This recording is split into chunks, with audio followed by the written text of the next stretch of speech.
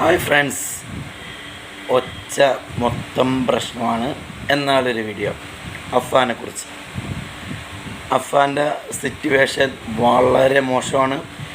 വെൻറ്റിലേറ്ററിൻ്റെ സഹായത്തോടെ മാത്രമാണിപ്പോൾ ജീവൻ നിലനിർത്തുന്നത്.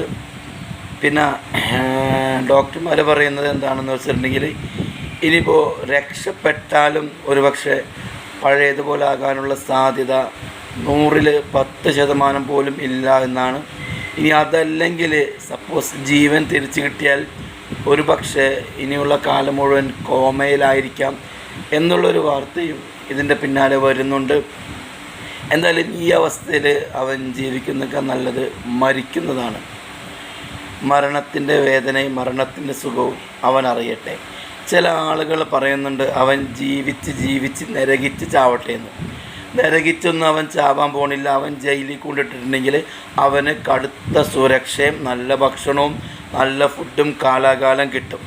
പിന്നെ കേരളത്തിൽ തൂക്കിക്കൊല ഒന്നും ഇനി നടക്കാൻ പോണില്ല. കേരളത്തിൽ തൂക്കിക്കൊല ഉണ്ടാവില്ല.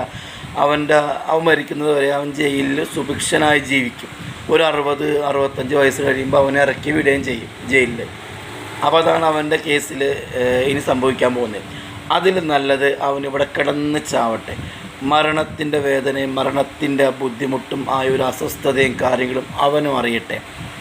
അപ്പോൾ കേസ് ഞാൻ ഇപ്പോഴത്തെ അഫ്ഫാൻ്റെ സിറ്റുവേഷനെ കുറിച്ചൊന്ന് പറഞ്ഞു എന്നുള്ളൂ.